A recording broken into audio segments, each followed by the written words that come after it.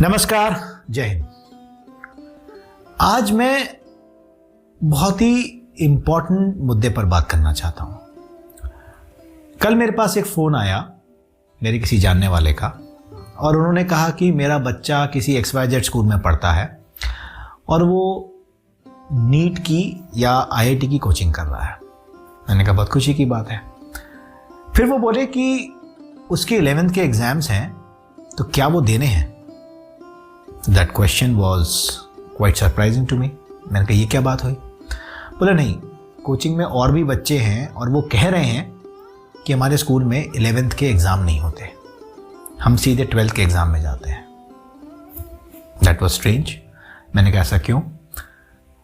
तो मुझे बताया गया कि 7 से 8 घंटे कोचिंग चलती है और वहाँ पर हमको शॉर्ट ट्रिक्स बताई जाती हैं एग्ज़ाम को सॉल्व करने की, सवालों को सॉल्व करने की, और हमको पता नहीं है कि सब्जेक्टिव कैसे लिखा जाता है, तो हम फेल हो सकते हैं।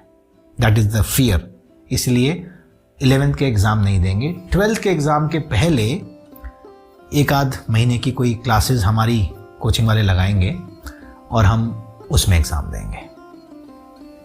मेरे पास शब्द नहीं थे। फिर मैंने थोड़ी सी पड़ताल की और पता चला कि ये बात कुछ हद तक सही है।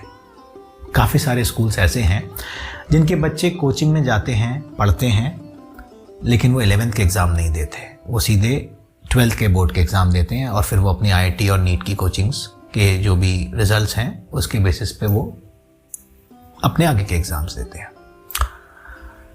ये क्या हो रहा है?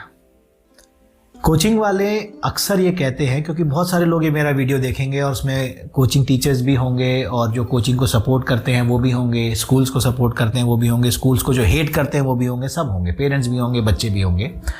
मैं मानता हूँ कि नीट और IIT की कोचिंग एक स्पेशलाइज्ड कोचिंग है और उसके लिए स्पेशलाइज्ड टीचर्स की ज़रूरत है। और उसके लिए ये जो कोचिंग सेंटर्स हैं, बड़े बड़े, मैं नाम नहीं लेना चाहूँगा, वो सब स्पेशलाइज्ड टीचर्स रखते हैं और उनका बेसिस यही है कि जो स्कूल में आपको नहीं पढ़ाया जा सकता वो हम वहाँ पढ़ाते हैं। और मैं मानता भी हूँ कि हाँ वो पढ़ाते हैं और उसके कारण बच्चे सक्सेसफुल भी होते हैं।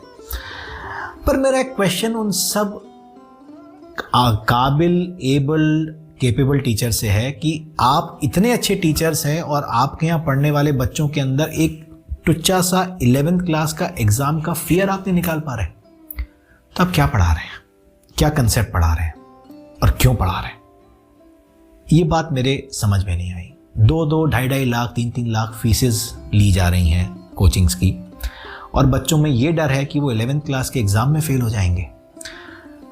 और अनफॉर्चुनेटली मुझे कहते हुए बड़ा बुरा लग रहा है, पर जो स्कूल्स इसको सपोर्ट कर रहे हैं, जो उन कोचिंग्स के भरोसे अपने बच्चों को 11th के एग्ज़ाम से एग्जाम्प्ट कर रहे हैं, उनको शर्म आनी चाहिए शायद।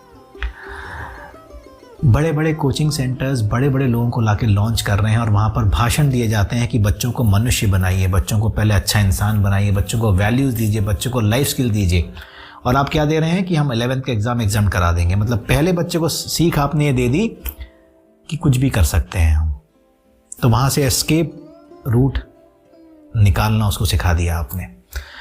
ऐसे कई बच्चों को मैं जानता हूँ जो नीट क्वालिफाई कर गए, IIT क्वालिफाई कर गए, पर उनके 12th क्लास में 75% नंबर नहीं आए, सप्लीमेंट्रीज आई, कंपार्टमेंट्स आई। क्या पढ़ाया आपने? कौन से कंसेप्ट आपने ऐसे उनको पढ़ाए जिनसे वो एक छोटा सा एग्ज़ाम पास नहीं करवा पाए? तो आप सिर्फ रटा रहे हैं ना। स्कूल तो नहीं पढ़ाता, सब लोग ये मानते हैं। डमी तक चल रहा था, सही था, अटेंडेंस शॉर्टेज थी, सही था, 11th के एग्ज़ाम भी गायब हो गए। किस समाज की ओर आप उनको ले जाना चाह रहे हैं और क्यों आप स्कूल चला रहे हैं और क्यों आप कोचिंग्स चला रहे हैं? क्या बनाना चाह रहे हैं उनको? मतलब धूप में घूमने वाला जो इंसान होता है ना, वो AC में बैठ ज़रूर सकता है, पर जो हमेशा AC में रहता है उससे धूप बर्दाश्त नहीं होती। इन बच्चों को उस धूप से क्यों वंचित कर रहे हैं? क्या सोच है आपकी? क्यों सरकार इस पर ध्यान नहीं दे रही? क्यों पेरेंट्स इस पर ध्यान नहीं दे रहे? 3 घंटे के सब्जेक्टिव एग्ज़ाम को लिखने के लिए प्रैक्टिस चाहिए, जो कोचिंग वाले नहीं कराते हैं। और बड़े फ़ख्र से माँ बाप कहते हैं कि हम फलां कोचिंग में भेजते हैं। तो फिर कहाँ भेज रहे हो, क्यों भेज रहे हैं? कम से कम स्कूल बच्चों से एग्ज़ाम का डर तो निकाल देता है। आप लोग तो शायद वो भी नहीं करवा पा रहे। सोचिएगा कि किस ओर आप पूरे सिस्टम को ले जा रहे हैं, किस ओर आप बच्चों को ले जा रहे हैं और क्या भविष्य बना रहे हैं। बहुत बहुत धन्यवाद मैं सुनने के लिए। नमस्कार, जय हिंद।